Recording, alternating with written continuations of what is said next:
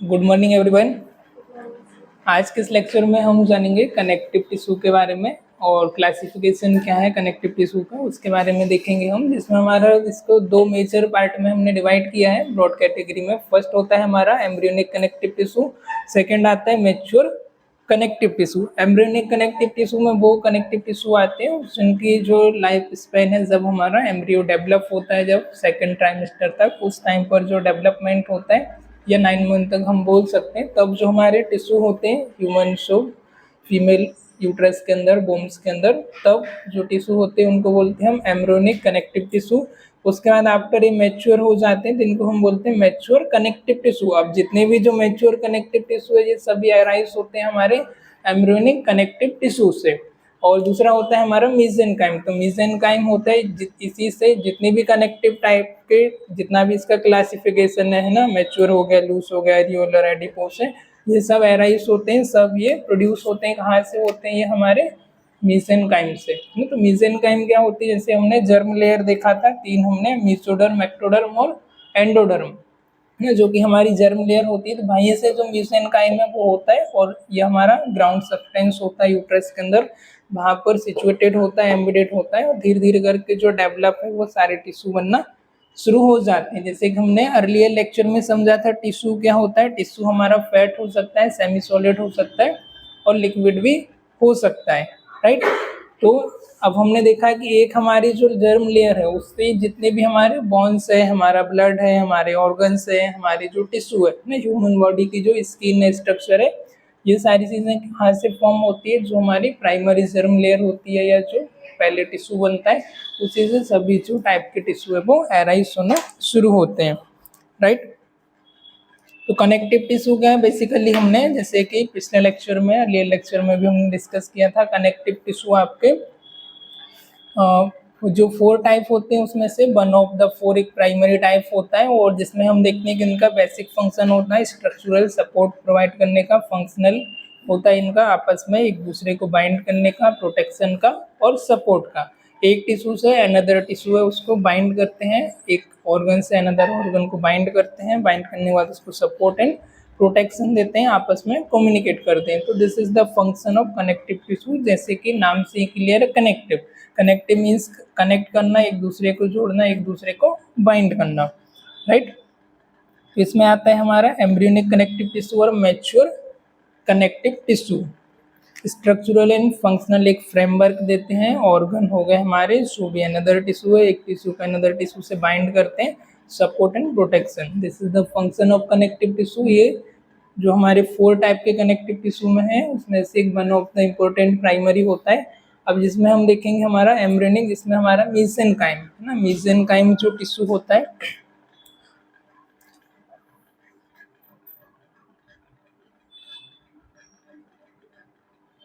तो मीसेनकाइम जो embryonic tissue होती है, जो अर्ली स्टेज होती है, जब डेवलपमेंट की, जब यूट्रस में बेबी का डेवलपमेंट होता है, जो सेकंड ट्राइमेस्टर होता है। ट्राइमेस्टर मीन्स जो फर्स्ट 3 मंथ होते हैं, फिर 3 मंथ, फिर 3, ऐसे करके कितने होते हैं? 9। तो हमने उसको ट्राइमेस्टर 3 में उसमें हमने डिवाइड किया है उसको, राइट। तो जो सेकेंड ट्राइमेस्टर होता है तब तक जो हमारे डेवलप होते हैं जो टिश्यू होते हैं मीसेनकाइम से, जिनको हम बोलते हैं हमारा एम्ब्रियोनिक कनेक्टिव टिश्यू ना। अर्ली स्टेज में जब डेवलपमेंट होता है तो ये फॉर्मेशन होता है, जिस हम देखते हैं फर्स्ट जो आता है हमारा मीसेनकाइम। मीसेनकाइम हमारा कहाँ पर देखने को मिलता है हमको? जो यूट्रस होता है हमारा, बोम्स होता है, वहाँ पर जो फ्लूइड लाइक सब्सटेंस होती है ना, जेली लाइक हमारा सब्सटेंस होता है, वहाँ पर एम्बेडेड होता है, मतलब वहाँ पर लोकेटेड होता है, और धीरे धीरे करके इनका फॉर्मेशन होना शुरू हो जाता है। अभी मीसेनकाइम जो टिश्यू है, इसी से हमारे जितने भी कनेक्टिव टिश्यू हैं वो एराइज होते हैं, ठीक है, ये बात आपको याद रखना है। Then mucous connective tissue, second जो टाइप होता है वो होता है आपका म्यूकस कनेक्टिव टिश्यू।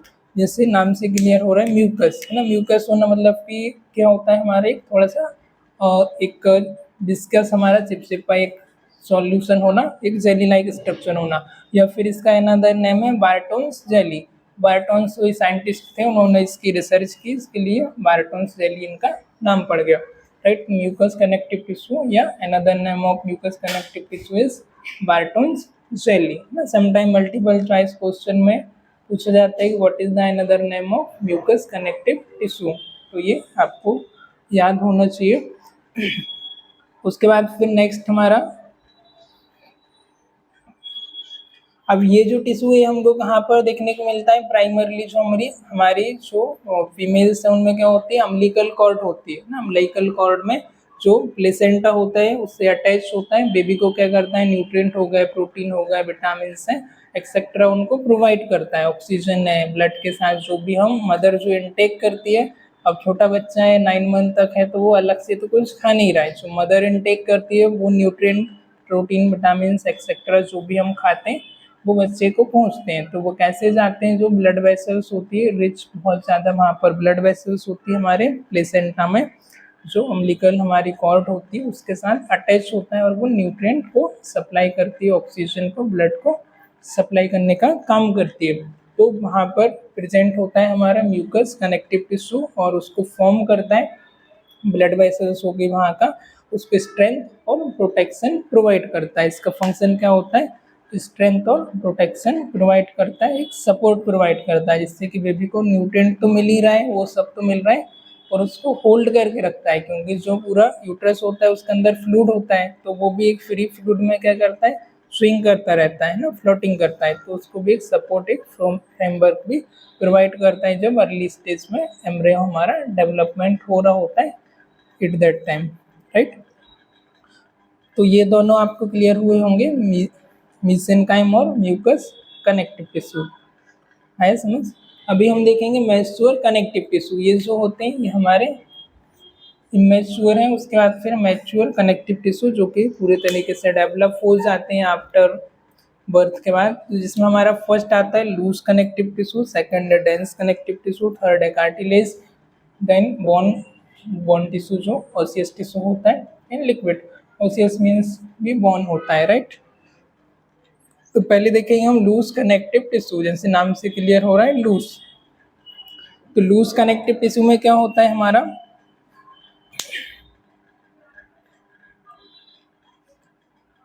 इनकी जो अरेंजमेंट होती है, जो फाइबर सेल्स होते हैं वो क्या होते हैं, थोड़े से दूर दूर होते हैं, इसकी वजह से लूज होते हैं। जैसे कि जितना ज़्यादा उसमें फाइबर, हमने देखा कि एक थ्रेड लाइक स्ट्रक्चर होती है ना, तो ये ज़्यादा दूर दूर है तो ये स्ट्रक्चर कैसी होगी, थोड़ी सी मतलब एक ज़्यादा हार्ड नहीं होगी, लूज होगी। और इसी की जगह हम यहाँ पर एक दूसरा स्ट्रक्चर लें जिसमें हम बिल्कुल पास पास इस तरीके से बना दें, तो ये स्ट्रक्चर क्या होगी, थोड़ी सी ज़्यादा स्ट्रेंथ होगी, ज़्यादा इसमें मजबूत होगी। ये जो स्ट्रक्चर है इस तरीके की, ये लूज नहीं होगी। और जिसमें फाइबर कम होंगे ना, फाइबर जिसमें कम होंगे तो वो स्ट्रक्चर कैसी होगी, थोड़ी सी लूज होगी, और इलास्टिसिटी भी थोड़ी सी ज़्यादा स्ट्रेंथ हो सकता है, राइट।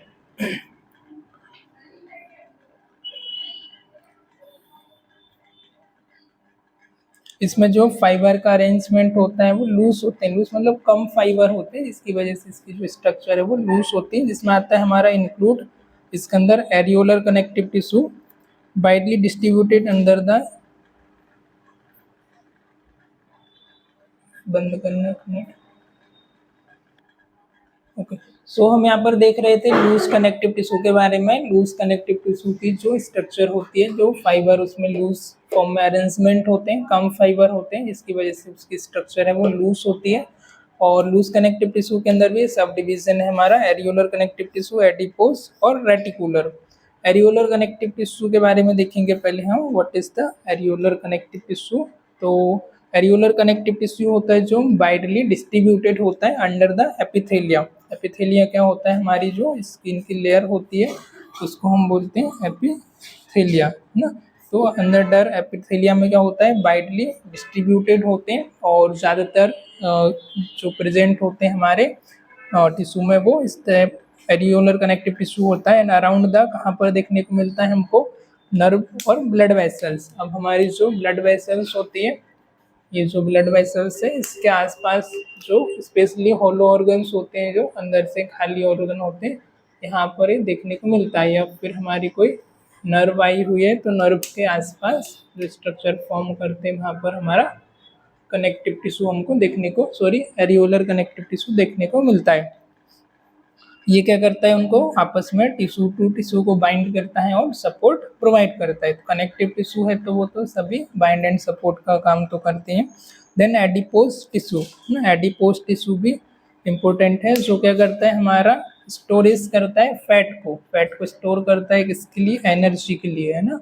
फैट के फॉर्म में हमारी एनर्जी स्टोरेज होती है। इंसुलेट करता है, इंसुलेट करना मीन्स उसको स्टोरेज करना, है ना। उसको जैसे कि एक इंसुलेटर आता है इलेक्ट्रिकल, हम देखते हैं फैंस में लगा हुआ रहता है वाइट कलर का, तो वो क्या करता है एनर्जी को रिजर्व करता है ना? जब नेसेसरी होता है उसको रिलीज कर देता है। तो ऐसे एनर्जी को क्या करते हैं, रिजर्व करता है, इंसुलेट करता है। एंड क्यूसनिंग भी प्रोवाइड करता है, मीन्स क्यूसनिंग थोड़ा सा फॉर्म प्रोवाइड करता है ना। क्यूसन जैसे घर में लोग क्यूसन यूज करते हैं, ऐसा थोड़ा सा सपोर्ट भी प्रोवाइड करता है, राइट। देन अगला है हमारा रेटिकुलर कनेक्टिव टिश्यू। अब इसका क्या काम होता है रेटिकुलर कनेक्टिव टिश्यू का, जैसे कि जो हमारे स्पेशली लिम्फेटिक ऑर्गन होते हैं या जहाँ पर हमारे रेटिकुलर टिश्यू ज़्यादा प्रेजेंट होते हैं, जो ऑर्गन्स है वो रेटिकुलर टिश्यू से मिलकर के बने हुए होते हैं। स्पेशली लिम्फेटिक ऑर्गन जैसे कि हमारा स्प्लीन है, लिम्फ नोड है ना, स्प्लीन और लिम्फ नोड है, वहाँ पर क्या करता है एक सपोर्टिव फ्रेमवर्क प्रोवाइड करता है reticular connective tissue.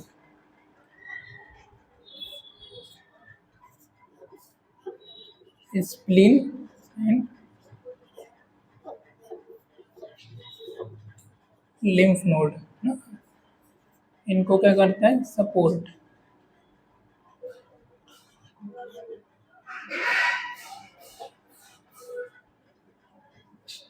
Supportive framework.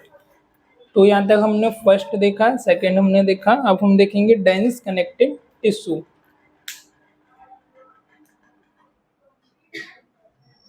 Dense connective tissue में आपका आता है डेंस रेगुलर, डेंस इरेगुलर और इलास्टिक कनेक्टिव टिश्यू ना। इसमें भी फर्दर इसका भी 3 टाइप में डिवीजन है। Content densely packed fibre provide greatly strength in the include. Dense means क्या होता है कि जो स्ट्रक्चर है, मतलब थोड़ा सा हम देखते हैं कि एक स्ट्रक्चर होती है वो थोड़ी अंदर से होलो स्ट्रक्चर होती है, मतलब खोखली स्ट्रक्चर है, या फिर देखने की हम सॉफ्ट है ना, या तो ये जो एक डेंस स्ट्रक्चर होती है मतलब वो पूरी तरीके से क्या होगी, ये जो स्ट्रक्चर है इसको हम क्या बोलेंगे डेंस, मतलब कठोर होना है ना, मतलब हार्ड स्ट्रक्चर होना। उसी की जगह जैसे सॉफ्ट है तो उसमें क्या होगा, थोड़ी सी जो फाइबर है वो दूर दूर होंगे। जैसे कि ये है तो ये क्या हमारा हार्ड स्ट्रक्चर है, इसी की जगह हम देखेंगे थोड़ा सा सॉफ्ट है। तो डेंस का मीनिंग वही होता है थोड़ा सा जो स्ट्रक्चर है वो आपकी हार्ड होना, है ना, डेंस कनेक्टिव टिश्यू। तो इसमें भी आता है रेगुलर, इरेगुलर और इलास्टिक।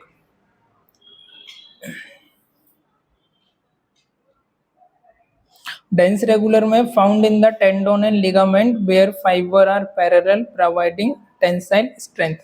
अब हमारे फाइबर्स टेंडोन और लिगामेंट होते हैं ना, टेंडोन और लिगामेंट। टेंडोन क्या करता है बोन को, हमारी जो बोनी स्ट्रक्चर है मसल्स उनको सपोर्टिव फ्रेमवर्क प्रोवाइड करता है। उसके बाद फिर आता है हमारा लिगामेंट। लिगामेंट क्या होते हैं, एक धागे के जैसे रस्सियों की जैसी हमारी स्ट्रक्चर होती है, जो आपस में दो हमारी बोन्स होते हैं। बोन को क्या करता है स्टेबल करके रखने का इनका काम होता है हमारे लिगामेंट का, इन सिंपल वर्ड में। जैसे कि ये दो हमारी बोन्स हैं और इनके बीच में क्या होता है लिगामेंट होता है, एक धागे होते हैं जिनसे क्या करती हो एक स्टेबिलिटी प्रोवाइड करता है, ताकि हम कोई भी एक्टिविटी कर रहे हैं ना, कोई बॉल हम थ्रो कर रहे हैं या स्पोर्ट कर रहे हैं तो हाथ निकल के बाहर ना जाए बॉल के साथ साथ। तो इसके लिए क्या करता है उसको एक बांध के रखता है, उसको स्टेबल करके रखता है, स्ट्रेंथ प्रोवाइड करता है। अब टेंडोन क्या होते हैं, टेंडोन जैसे एक तार होता है ना, तार के जैसी स्ट्रक्चर होती है, वो क्या करती है हमारी बोन को, हालांकि वो भी सपोर्ट प्रोवाइड करती है और अटैचमेंट करती है हमारी मसल्स के लिए। जैसे कि इधर फील करके देखेंगे, इधर आपको स्ट्रक्चर दिखाई देंगी दो, इनको हम बोलते हैं टेंडोन, राइट राइट, जैसे नॉट बोन यहाँ पर जस्ट आपको दिखेगा। तो ये होते हैं हमारे टेंडोन, एक तार के जैसे थोड़े से हार्ड होते हैं। थोड़ा सा इसमें भी इलास्टिसिटी होती है, टेंसाइल होते हैं, पर उतना ज़्यादा नहीं होता है ना, बिल्कुल कम होता है। और जो लिगामेंट होते हैं वो थोड़े से फ्लेक्सिबल होते हैं, थोड़े से स्ट्रेचुअल होते हैं। ठीक से बैठो, दोनों ठीक से बैठो। स्ट्रेचुअल होते हैं, है ना, ऐसा नहीं है कि मेरा ध्यान तुम्हारे ऊपर नहीं है, मोबाइल पे है, दोनों तरफ ध्यान रहता है ना। तो जो टेंडोन है और लिगामेंट है, वो क्या होता है, लिगामेंट थोड़ा सा हार्ड होता है, राइट, ज़्यादा वो फ्लेक्सिबल नहीं होता है, ज़्यादा स्ट्रेचुअल नहीं होता है। और जो टेंडोन है ना, लिगामेंट जो है वो थोड़े से स्ट्रेचुअल होते हैं, धागे के जैसे उनकी स्ट्रक्चर होती है ना। तो इनका चाहो तो डिस्क्रिप्शन लिख लो। Tendon is a type of, ठीक है, ये बाद में लिख लेना, अभी सिर्फ इतना। उसके बाद फिर हम देख रहे थे हमारा adipose connective tissue, reticular connective tissue, okay. Dense regular connective tissue, उसके बाद डेंस, अभी हमने dense regular connective tissue, dense irregular connective tissue, fibre are arrange irregularly offering strength in multiple direction determine dermis of the skin. अब जो dense irregular connective tissue होते हैं, इसमें क्या होता है, फाइबर का जो अरेंजमेंट होता है, इरेगुलर मतलब रेगुलर शेप में जो फाइबर है उनका ऐसा अरेंजमेंट नहीं होता, कहीं यहाँ पर फाइबर्स होगा, फिर यहाँ पर नहीं होगा, फिर यहाँ पर है, फिर अल्टरनेट, फिर यहाँ पर है ना। तो फाइबर जितना कम होगा उतनी स्ट्रक्चर क्या होती है हमारी, जैसे स्किन की हमारी जो डर्मिस की लेयर होती है ना, डर्मिस हमारी एपिडर्मिस है, डर्मिस है ना, हाइपोडर्मिस है, तीन जो हमारी लेयर होती है। तो जो डर्मिस लेयर होती है हमारी एपिडर्मिस के थोड़ी सी बाद वाली, जैसे स्किन की लेयर दिख रही है, इसके थोड़ी सी अंडर वाली जो लेयर होती है, सेकेंड लेयर, वो होती है हमारी डर्मिस। तो उस लेयर में ये प्रेजेंट होता है।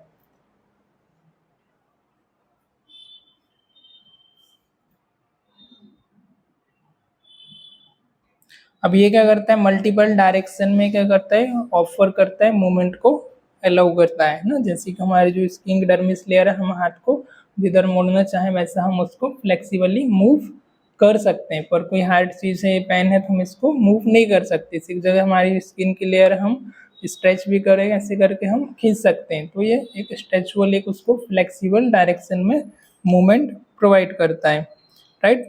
फिर अगला आता है हमारा इलास्टिक कनेक्टिव टिश्यू। जैसे ये भी नाम से क्लियर है, इलास्टिसिटी इसमें ज़्यादा होती है, स्ट्रेचुअल ज़्यादा होता है, ज़्यादा फ्लेक्सिबल होता है। और elastic connective tissue contain more elastic fibre, इसमें जो फाइबर होते हैं वो इलास्टिक फाइबर का कंटेंट ज़्यादा होता है ना। फाइबर में भी हमने टाइप पढ़ा था अभी, तो इलास्टिक फाइबर है वो इसमें ज़्यादा होते हैं, इलास्टिसिटी यहाँ पर ज़्यादा प्रेजेंट होती है।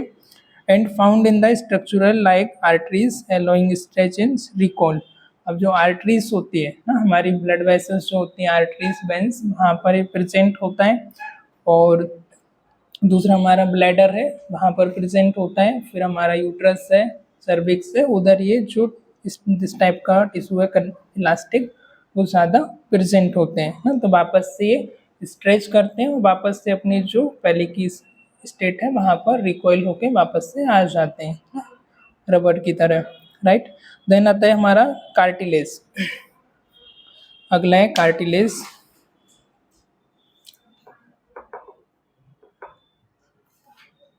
Cartilage is a firm but flexible tissue providing support and cushioning it the three type। Cartilage भी क्या होते हैं, इससे दो बोन होती है आपस में, और बोन के बीच में एक हमारा उसको एक फ्लेक्सिबिलिटी सपोर्ट प्रोवाइड करते हैं और क्यूशन प्रोवाइड करते हैं। जैसे अभी ये दो बोन्स हैं,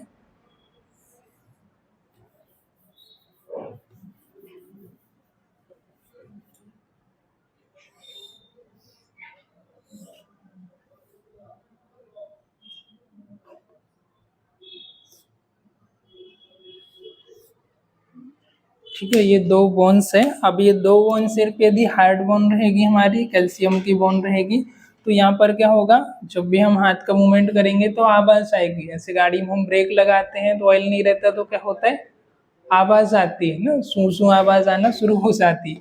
तो इसके बीच में क्या होता है हमारा, जैसे एक हमारा कार्टिलेज होते हैं ना, कार्टिलेज मतलब एक सीट होती है जो क्या करती है, वहाँ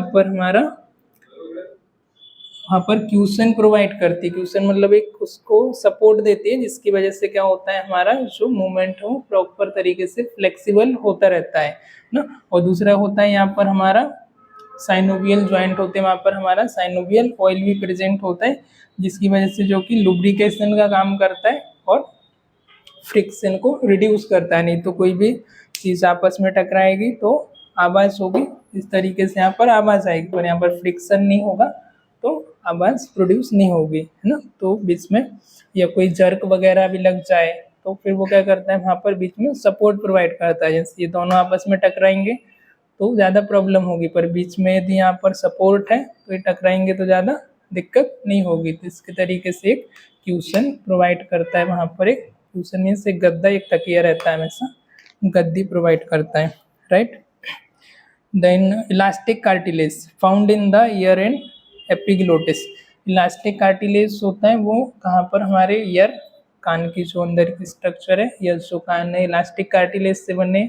बचपन में जैसे हम पढ़ाई नहीं करते टीचर ऐसे मोड़ देते थे, है ना, तो सिर्फ मोड़ भी दो तो ज़्यादा फर्क नहीं पड़ेगा, पर अंगुली को मोड़ देंगे तो टूट जाएगी, तो इस तरफ ज़्यादा मोड़ेंगे तो टूट जाएगी।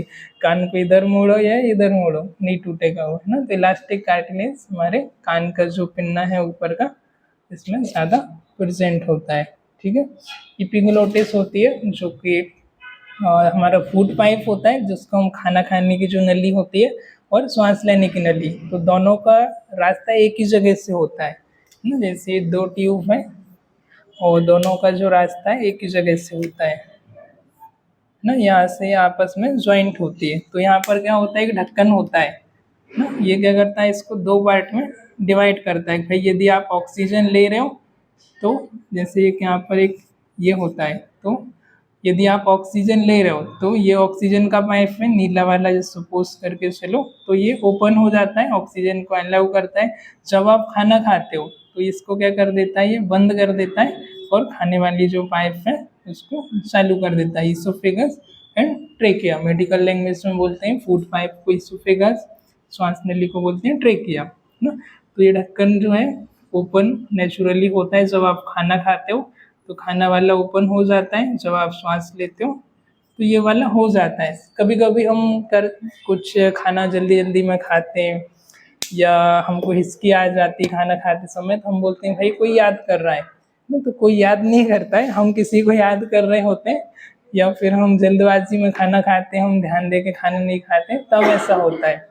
या दूसरा हम देखते हैं हम खाना खा रहे हैं, राइस खा रहे हैं और जल्दी जल्दी में खा रहे हैं तो वो नाक में जाता है और वापस हमको ठसका लगता है, उसी स्पीड से वो बाहर आता है, जैसे गन शॉट होता है वैसा स्पीड से बाहर निकल जाता है ना। तो वो क्यों आता है, क्योंकि जब भी, अब भाई ये रूट तो उसका नहीं है ना, अब आपने चावल खाया, अब ये तो आपका एयर का रूट था, हवा का रूट था, अब इसमें यदि चावल का पार्टिकल आके फंस गया तो क्या होगा, हमको मुंह से वो नाक से बाहर फेंक देता है उसको, है ना। इधर से तो एयर आ रही है तो उसको एक्सेप्ट कैसे करेगी ना, वो उसका काम की चीज़ नहीं है तो उसका एक्सेप्ट नहीं करेगी, तो वो उसको बाहर फेंक देती है ना। इसके लिए कभी कभी हमको ठसका लग जाता है खाते समय, तो वो रीज़न यही होता है कि ये जो एपिग्लोटस है ये कंफ्यूज हो जाता है। अब ये कंफ्यूज मतलब ये खुद से वर्क नहीं करता है, ये कंट्रोल होता है हमारे ब्रेन से। अनकॉन्शियस पेशेंट है तो वर्क नहीं कर रहा है, कॉन्शियस है तो ही वर्क कर रहा है, तो ब्रेन कंफ्यूज हो जाता है। हम मल्टीपल चीज़ों में इंगेज कर रहे हैं, खाते समय मोबाइल देख रहे हैं, टीवी चला रहे हैं, किसी का फ़ोन आ गया उससे बात करने लगे, है ना, या फिर मोबाइल चलाते चलाते खाना बना रहे हैं, तो समटाइम ये हो जाता है ना। तो वुमेन्स का माइंड थोड़ा सा मल्टीपल टास्क में एक समय काम करता है और मेल का उतना नहीं करता है ना, मेंस का। तो वो लोग खाना बनाते समय मोबाइल पे बात कर लेंगे ना, और बच्चे होंगे घर में तो बच्चों को भी देख लेंगे और किचन में खाना ही बना लेंगे, पर एक ही टास्क में मेल्स का इतना एक्टिव नहीं रहता है। तो कहाँ पर थे हम, इलास्टिक कनेक्टिव टिश्यू कहाँ पर होता है, हमारी आर्टरीज की स्ट्रक्चर होती है वहाँ पर होता है, और इसमें इलास्टिसिटी ज़्यादा होती है ना। देन हम देख रहे थे cartilage, hyaline cartilage, elastic cartilage, fibro cartilage. Fibro cartilage found in the intervertebral disc and the pubic symphysis providing support and resting compression. तो फाइब्रो कार्टिलेज होते हैं वो हमारी इंटरवर्टिब्रल डिस्क, जैसे कि ये हमारा स्केलेटन है और इसके बीच में यहाँ पर इसमें दी नहीं हुई है, यहाँ पे बीच में एक डिस्क होती है ना। ये हर एक जो वर्टिब्रा है, हर एक जो डिस्क है, इसके बीच में एक कार्टिलेज होता है। कार्टिलेज क्यों होता है, आप एक ऊंचाई से कूदेंगे, पेड़ से नीचे कूदेंगे तो क्या होता है, जर्क लगेगा। अब इसमें यदि कार्टिलेज नहीं होगा बीच में तो ये टूट के अलग हो जाएगी। तो कार्टिलेज क्या करता है, जैसे गाड़ी में सॉकअप होते हैं वैसा क्या करता है, बीच में उसको जो जर्क होता है उससे प्रिवेंट करता है ताकि आपको जर्क न लगे। इस तरीके से ये होगा तो आपस में टूट के अलग हो जाएगी। बीच में क्या करता है वो, जब कोई स्पोर्ट्स कर रहे हैं, कोई हम जंपिंग कर रहे हैं स्पेशली, तो बीच में सपोर्ट प्रोवाइड करता है। यहाँ पर कौन सा होता है, फाइब्रो कार्टिलेज, फाइबर और कार्टिलेज दोनों से मिलकर के बना हुआ होता है। दूसरा आता है हमारा symphysis, pubic symphysis, support providing support and resting compression. Pubic symphysis ये होती है हमारी ना, और इसका वैसे तो ये फिक्स रहती है, इसके बीच में कार्टिलेज रहता है। इधर देखो ध्यान से सब, ये प्यूबिक सिम्फाइसिस होती है जहाँ पर हमारी दोनों प्यूबिस बोन है वो आपस में आके ज्वाइंट करती है। स्पेशली वैसे तो ये कार्टिलेज के साथ फिक्स रहती है, इमूवेबल होती है, पर जो जैसे फीमेल्स हैं, फीमेल का जैसे नॉर्मल बर्थ होता है, डिलीवरी होती है, तो उस समय ये थोड़ी सी क्या होता है वहाँ पर स्पेस प्रोवाइड कर देता है। अब इसके बीच में कार्टिलेज है पहले चिपका हुआ है, थोड़ा सा दूर हो जाएगा तो एक जगह एक थोड़ा सा बेबी को ग्रोथ के लिए, और जब नॉर्मल डिलीवरी होती है तो थोड़ा सा वो दूर हो जाता है ताकि वहाँ पर थोड़ी सी जगह हो और थोड़ा सा स्पेस मिल पाए ना। बाकी मेल्स में जो रहता है वो फिक्स रहता है, तो जो फीमेल में थोड़ा सा प्यूबिक होता है वो थोड़ी सी जो बोन है वो भी, जो पेल्विक कैविटी वो ज़्यादा बड़ी होती है। तो इसको याद रखना, प्यूबिक सिम्फाइसिस से यहाँ पर जो कार्टिलेज होता है वो हमारा फाइब्रो कार्टिलेज होता है। उसके बाद आता है हमारा बोन कार्टिलेज हो गया बोन। बोन को हम क्या बोलते हैं, ओसियस टिश्यू। ओसियस का मीनिंग भी हमारा बोन्स होता है, और जो बोन के साथ स्पेशली अटैच रहता है hard mineralise connective tissue that form the skeletal providing structural support protection and facilitating movement.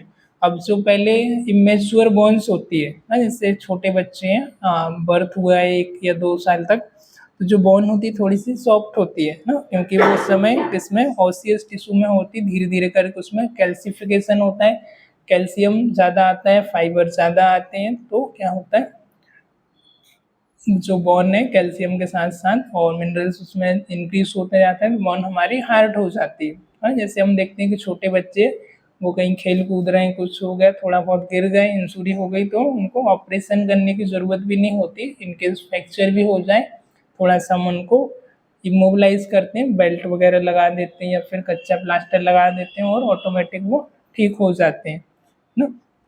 तो उनमें यही होता है कि उस समय जो बोन है वो डेवलप होती है, वो कार्टिलेज के फॉर्म में होती है, और कार्टिलेज से वो धीरे धीरे करके ग्रोथ एंड डेवलप करती है, मैच्योर होते रहती है।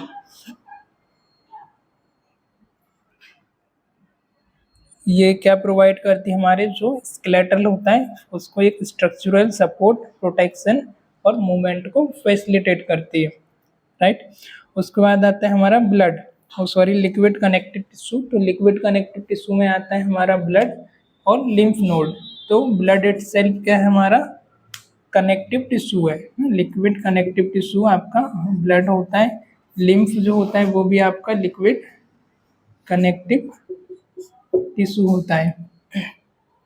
लिम्फ और ब्लड दोनों अलग अलग चीज़ें होती है, और लिम्फ जो आपकी लिम्फेटिक वेसल्स होती हैं, लिम्फेटिक ऑर्गन होते हैं, वहाँ पर आपका प्रेजेंट होता है, और इम्यून सिस्टम के लिए, हमारा रोग प्रतिरोधक क्षमता के लिए हेल्पफुल होता है, हमारी इम्यूनिटी प्रोवाइड करता है, जो टॉक्सिक चीज़ें होती हैं उनको डिटॉक्सिफाई करता है ना। तो इसके बारे में भी हम पढ़ेंगे।